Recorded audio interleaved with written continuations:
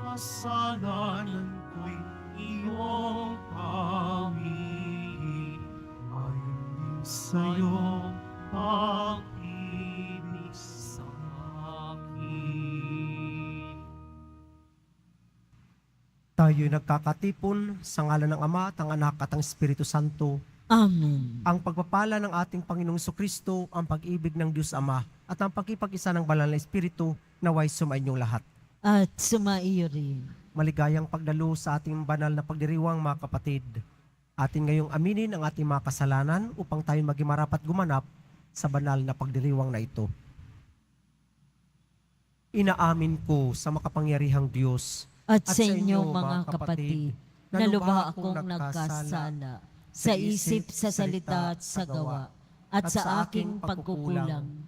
Kaya isinasamo ko sa mahal na Birheng Maria, sa lahat ng mga anghel at mga banal, at sa inyo mga kapatid, na ako'y panalangin sa Panginoong ating Diyos.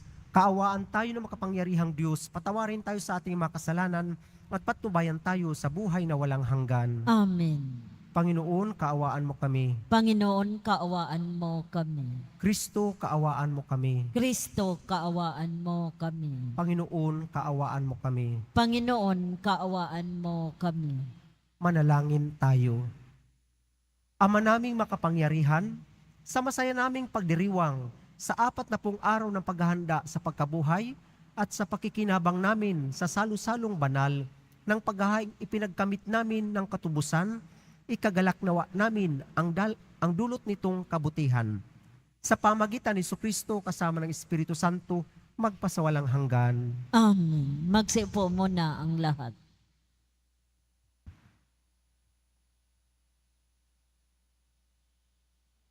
Pagbasa mula sa aklat ni Propeta Oseas.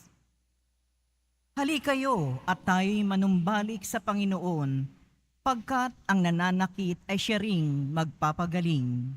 Siya ang nanugat, kaya siya rin ang gagamot.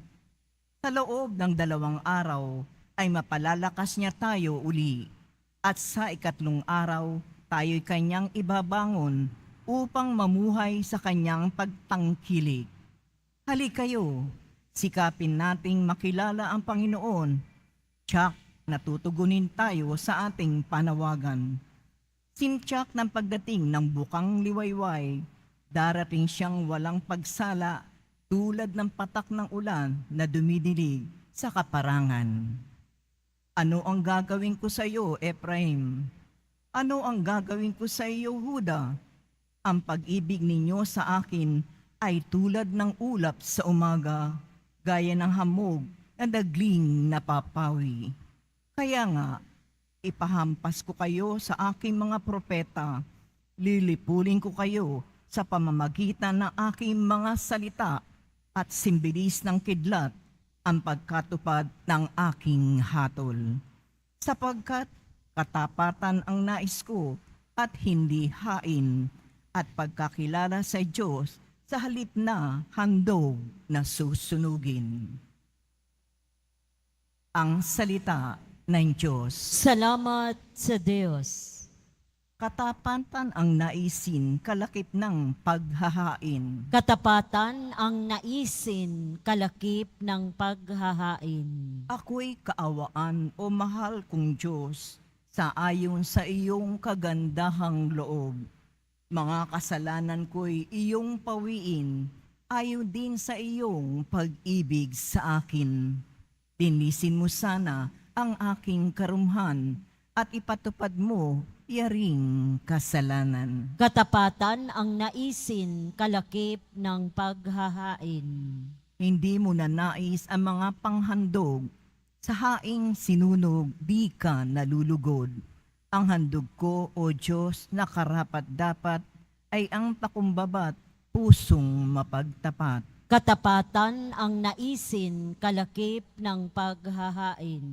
Iyong kahabagan, O Diyos, ang Siyon, yaong Jerusalem ay muling ibangon, at kung magkagayon ang handog na haing dala sa dambana, torong susunugin, malugod na ito'y iyong tatanggapin. Katapatan ang naisin kalakip ng paghahain. Magsitayo na po ang lahat.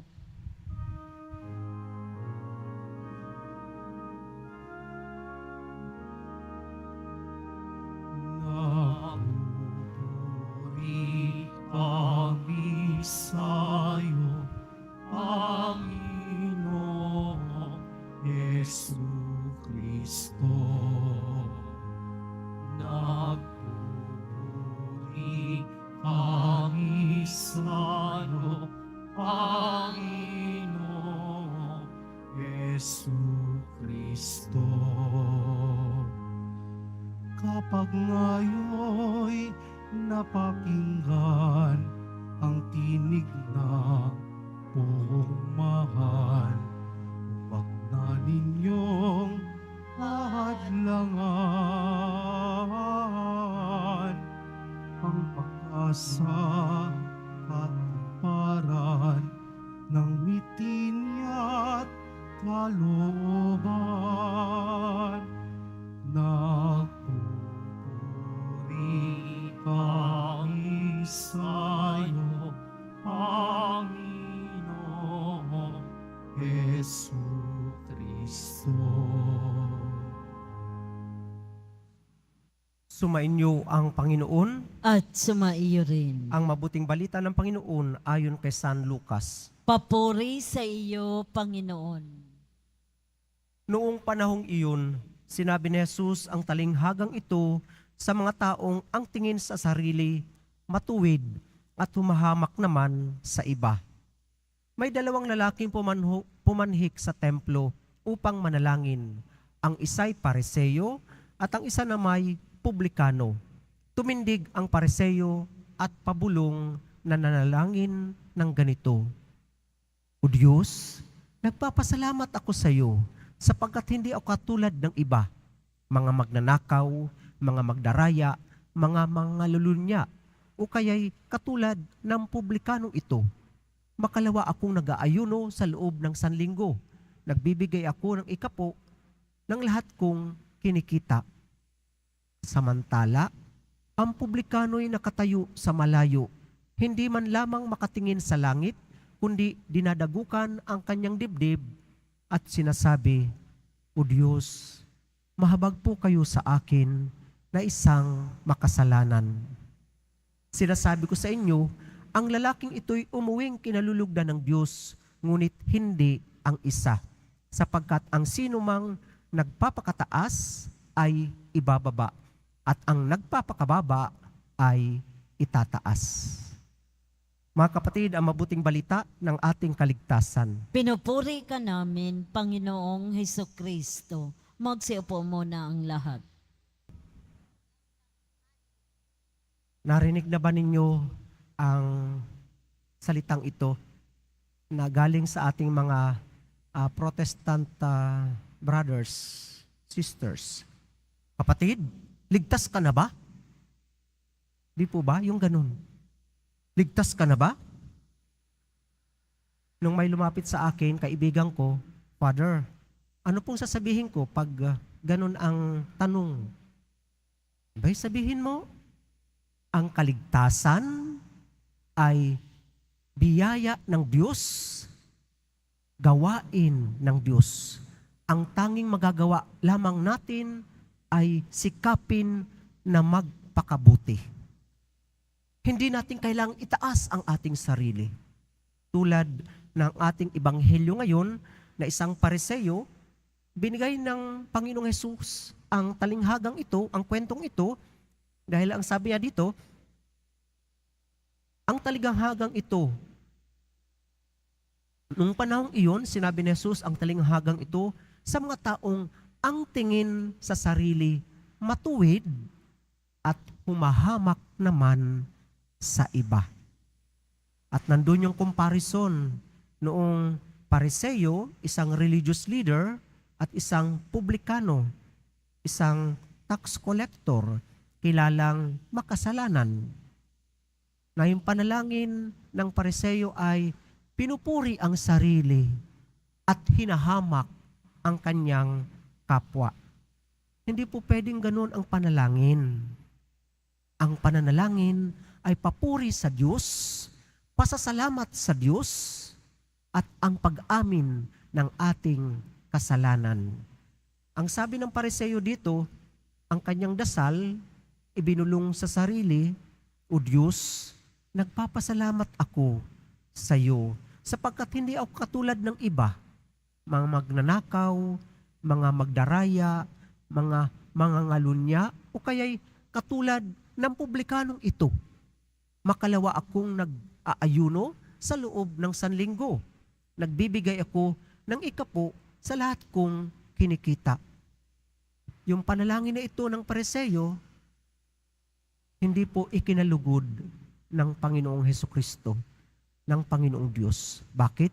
Binubuhat niya yung kanyang sarili. Kanino ba galing ang mga kabutihan? Sa Diyos. Sa Diyos.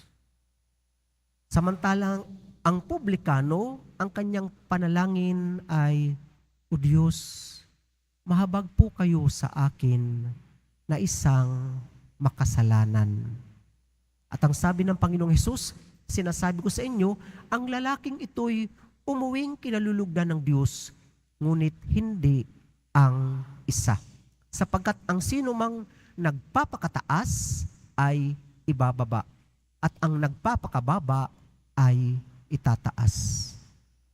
Opo mga kapatid, ang Kwaresma ay pagbibigay sa atin ng panahon upang tingnan natin ang ating relasyon sa ating Panginoon at tingnan natin yung ating pag-amin sa ating kasalanan. Dahil sa unang pagbasa mula sa aklat ni Propeta Oseas, ang panawagan ni Yahweh ay, halik kayo. Ang Panginoon, ang sabi ni Oseas, halik kayo at tayo'y manumbalik sa Panginoon sapagkat ang nanakit ay siya ring magpapagaling.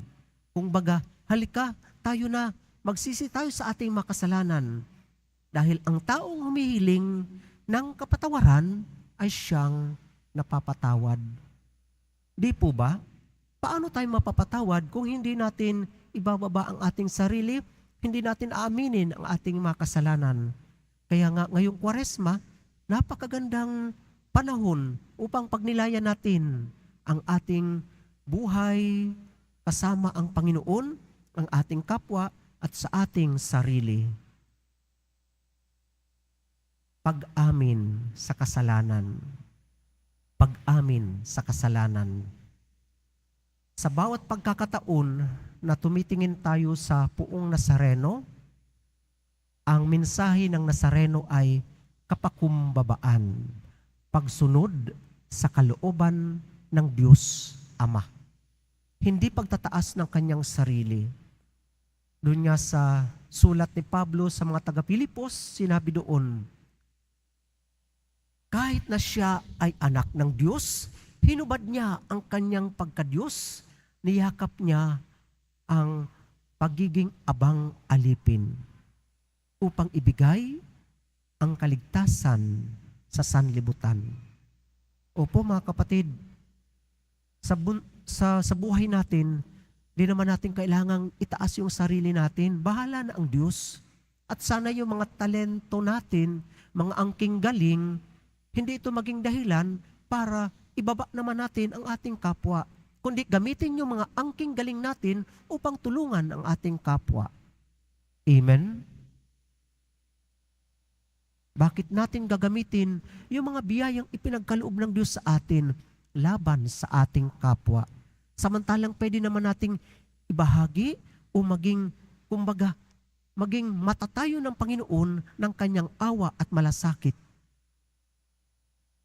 Kapag ang panalangin natin ay tayo ay tinataas natin ang ating sarili, sana ang maging panalangin natin, Panginoon, ayan na naman si ako, nagmamataas, sana makita ko yung aking sariling kasalanan at ito ang aking ihingi ng kapatawaran sa inyo, nang ako'y inyong mapatawad. Alam natin na ang taong nagpapakumbaba kinalulugdan ng marami. Amen? Pero yung nagmamataas, hindi po, turn off tayo doon.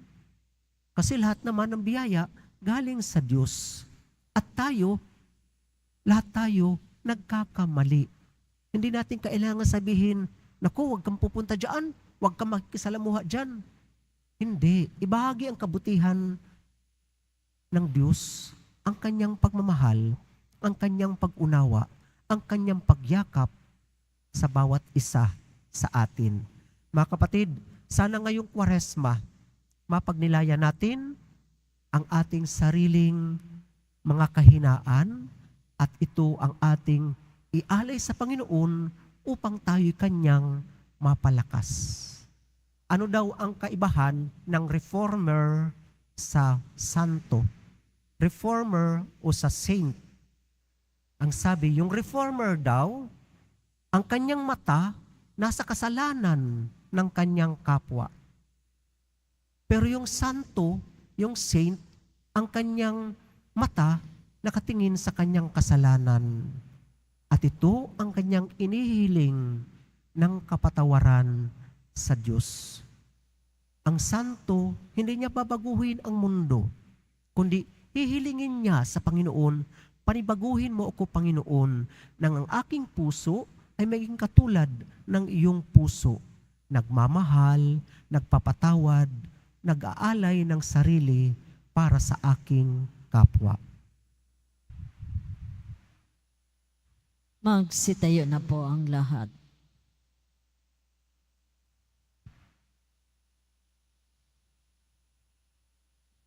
Minamahal kong mga kapatid, taglay ang mga pusong nagsisisi at nagpapakumbaba. Humaharap tayo ngayon sa Diyos. Tumugon tayo ng tapat at nagpapakababang panalangin sa mga kahilingang ito. Padaluyin mo sa amin ang iyong habag, O Panginoon. Padaluyin mo sa amin ang iyong habag, O Panginoon. Ang simbahan naway maging isang tiyak na kanlungan para sa mga makasalanan at mga itinakwil ng lipunan. Manalangin tayo. Padaluyin mo sa amin ang iyong habag, O Panginoon. Ang mga naglilingkod sa bayan naway magbigay ng higit na malasakit sa mga kababaihan, mga bata, mga ulila, mga matatanda, at mga walang tahanan. Manalangin tayo. Padaluyin mo sa amin ang iyong habag, O Panginoon. Ang mga mananampalataya, naway magkaroon ng higit na malalim na pananalangin at pagsisisi, lalo na sa mga panahong ito ng Kwaresma. Manalangin tayo. Padaluyin mo sa amin ang iyong habag, O Panginoon. Ang mga may sakit naway maranasan ang nakapagpapagaling na kapangyarihan ni Kristo upang mabigyan sila ng pag-asa. Manalangin tayo. Padaluyin mo sa amin ang iyong habag, O Panginoon. Sa katahimikan ng ating puso, ating idalangin ang ating mga personal na kahilingan. Ama, tinutunghayan mo ang aming mga puso at nakikita mo ang aming mga pangangailangan. Hiniling namin ito sa pamagitan ni Kristong aming Panginoon. Amen. Magsiupo ang lahat.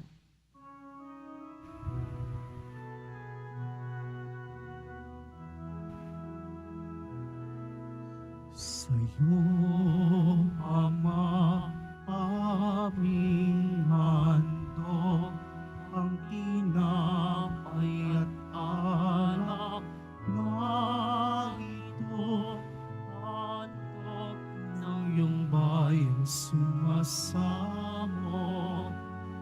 hihingi ng katawan mo. Sa'yo, Ama, aming handog, ang tinapay at alak na ito, handog ng iyong bayang sumasamot,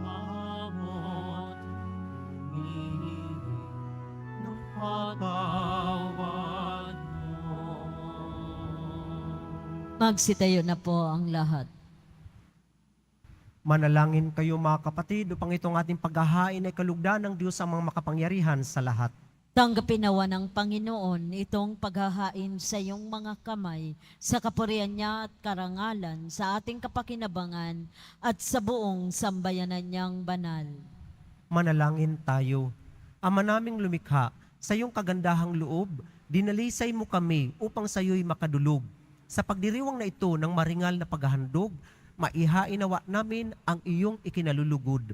Sa pamagitan ni Jesucristo kasama ng Espiritu Santo, magpasawalang hanggan. Amen. Sumainyo ang Panginoon, At sumaiyo rin. itaas sa Diyos ang inyong puso at diwa. Itinaas na namin sa Panginoon. Pasalamatan natin ang Panginoong ating Diyos. Marapat na siya ay pasalamatan. Ama naming makapangyarihan, tunang marapat na ikaw ay aming pasalamatan sa pamagitan ni Jesucristo na aming Panginoon. Sa aming kusang pagtitiis ng hirap, tinutulungan mong aming maitumpak ang kinamihas ng pagsalungat sa pananagutang iyong iniatas. Sa aming pagtulad sa anak mong mahal na nagpakasakit para sa tanan, ang pagsisikap namin iyong kinalulugdan at ang pagpapakabuti namin iyong ikinararangal. Kaya kaisa ng mga anghel na nagsisiyawat ng papuri sa iyo nang walang humpay sa kalangitan, kami nagbubunyi sa iyong kadakilaan. Santo, Santo, Santo, Panginoong Diyos ng mga hukbo, napupuno ang langit at lupa ng kadakilaan mo. Usana sa kaitaasan, pinagpala ang naparirito sa ngalan ng Panginoon. Usana sa kaitaasan, magsilod po ang lahat. Ama naming banal, ikaw ang bukal ng tanang kabanalan. Kaya't sa pamagitan ng iyong Espiritu, gawin ng banal ang mga kaloob na ito upang para sa amin maging katawan at dugo ng aming Panginoong Hesukristo. Bago niya pinagtiisa ang pusang loob na maging handog, hinawakan niya ang tinapay, pinasalamatan kanya, pinaghati-hati niya yun, iniabot sa kanyang mga alagad at sinabi, "Tanggapin ninyong lahat ito at kanin. Ito ang aking katawan na ihahandog para sa inyo."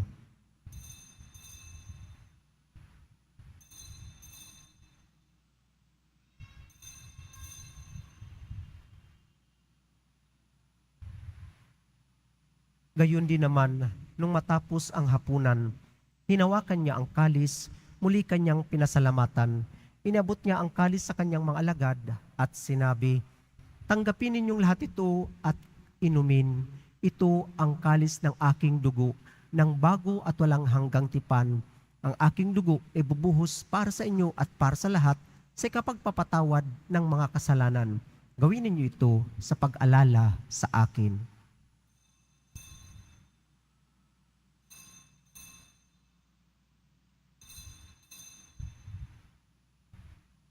Magsitayo na po ang lahat. Ipagbunyi natin ang misteryo ng ating pananampalataya. Si Kristo'y namatay, si Kristo'y nabuhay, si Kristo'y babalik sa wakas ng panahon. Ama, ginagawa namin ngayon ang pag-alala sa pagkamatay at muling pagkabuhay ng iyong anak. Kaya't inaalay namin sa iyo ang tinapay na nagbibigay buhay at ang kalis na nagkakaloob ng kaligtasan. Kami nagpapasalamat dahil kaming minarapat na tumayo sa harap mo para maglingkod sa iyo. Isinasamo namin kaming magsasalo-salo sa katawan at dugo ni Kristo ay mabuklod sa pagkakaisa sa pamagitan ng Espiritu Santo. Ama, lingapin mong isimbahang laganap sa buong daigdig. Puspusin mo kami sa pag-ibig, kaisa ni Francisco na aming Papa at ni Jose na aming Obispo at ng Tanang Kaparian. Alalahanin mo rin ang mga kapatid naming nahimlay na may pag-asang sila'y muling mabubuhay, gayon din ang lahat ng mga pumanaw. Kaawaan mo sila at patuloyin sa iyong kaliwanagan. Kaawaan mo at pagindapatin kaming lahat na makasalo sa iyong buhay na walang wakas. Kaisa ng mahal na Birheng Maria na ina ng Diyos, ni San Jose na kanyang kabiyak, kaisa ng mga apostol, ni San Juan Bautista, at ang lahat ng mga banal na namuhay dito sa daigdig ng kalugod-lugod sa iyo, maipagdiwang nawa namin ang pagpupuri sa kararangal mo sa pamagitan ng iyong anak na aming Panginoong Hesukristo. Sa pamagitan ni Kristo, kasama niya at sa Kanya, ang lahat ng parangal at papuri ay sa iyo, Diyos amang makapangyarihan, kasama ng Espiritu Santo, magpasawalang hanggan. Amen. Sa pamagitan ng binyag, tayo'y naging mga anak ng Diyos. Bilang isang pamilya, tayo'y tumawag sa ating iisang Ama. Ama namin, sumasalangit ka. Sambahin ang ngalan mo, mapasa amin ang kaharian mo. Sundin ang loob mo dito sa lupa para nang sa langit. Bigyan mo kami ngayon ng aming kakanin sa araw-araw at patawarin mo kami sa aming mga sala para ng pagpapatawad namin sa nagkakasala sa amin at huwag mo kaming ipaintulot sa tukso at iadya mo kami sa lahat ng masama. Hinihiling namin kami adya sa lahat ng masama, pagkalooban ng kapayapaan araw-araw, iligtas sa kasalanan at ilayo sa lahat ng kapahamakan. Samantalang aming pinananabikan ang dakilang araw ng pagpapahayag ng tagapagligtas naming si Jesucristo. Sapagkat iyo ang kaharian at ang kapangyarihan at ang kapurihan magpakailanman. Amen. Panginoong Jesucristo, sinabi mo sa mga apostol, kapayapaan ang iniiwan ko sa inyo, ang aking kapayapaan ang ibinibigay ko sa inyo. Tungayan mo ang aming pananampalataya at huwag ang aming pagkakasala. Pagkalooban mo kami ng kapayapaan at pagkakaisa, ayon sa iyong kalooban, kasama ng Espiritu Santo, magpasawalang hanggan. Amen. Ang kapayapaan ng Panginoon naway laging sumainyo. At sumaiyo rin. Mga kapatid, ating ibigay ang kapayapaan sa bawat isa. Kordero ng Diyos na nag-aalis ng mga kasalanan ng sanlibutan, maawa ka sa amin. Kordero ng Diyos na nag-aalis ng mga kasalanan ng sanlibutan, maawa ka sa amin. Kordero ng Diyos na nag-aalis ng mga kasalanan ng sanlibutan, pagkaloob mo sa amin ang kapayapaan, magsiluhod po ang lahat.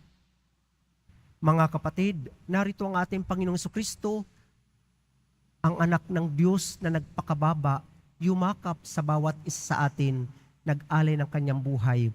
Siya ang kordero ng Diyos na nag-aalis ng makasalanan sa libutan, mapapalad tayong inaanyayahan sa kanyang piging. Panginoon, hindi ako karapat-dapat na magpatuloy sa iyo, ngunit sa isang salita mo lamang ay gagaling na ako.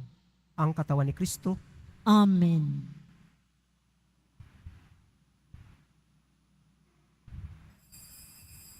Para sa lahat ng tatanggap ng banal na komunyon, sasagot po tayo ng amin pagkasabi ng pari o limb minister ng katawan ni Kristo at isubo agad sa bibig bago umalis sa harapan ng pari o limb minister. Sumunod po tayo.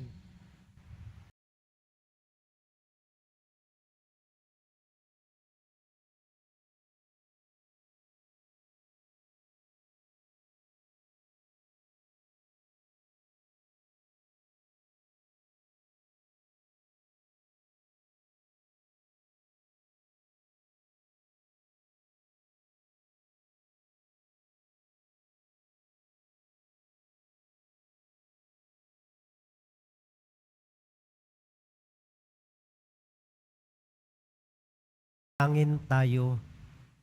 Ama naming mapagmahal, sa pagsasalong lagi sa banal na pakikinabang, mapangatawanan nawa namin ang wagas na ginagampanan sa aming pagsasaloob ng lagi naming ipinagdiriwang. Sa pamagitan ni Jesucristo kasama ng Espiritu Santo, magpasawalang hanggan. Amen. Sumainyo ang Panginoon. At sumaiyo rin. Mahal na Poong Nazareno, inihayag mo sa pamagitan ng krus ang walang maliw na pag-ibig ng Diyos sa sangkatauhan. Pakinggan mo ang kahilingan ng iyong angkan na nagsusumamo sa iyo.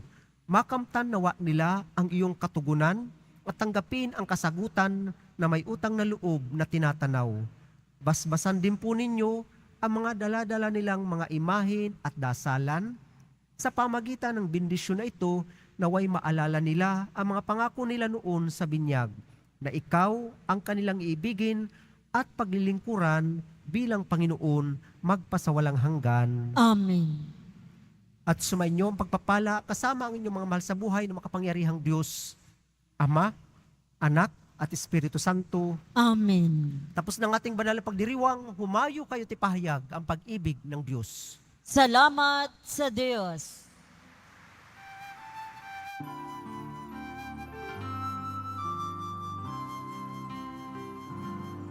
Sa Padre Jesus Nazareno, sinasamba ka namin.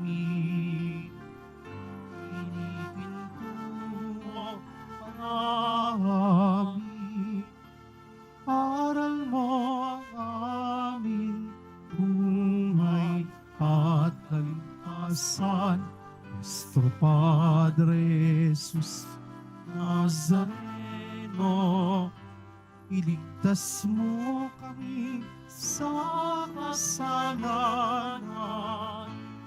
Ang krus mong pinamatayan ay sagisag ng aming kaligtasan. Nuestro Padre Jesus Nazareno, inarangal ka namin. Nuestro Padre Jesus Nazareno, inulwalhati ka namin. Nuestro Padre Jesus Nazareno, inarangal ka namin.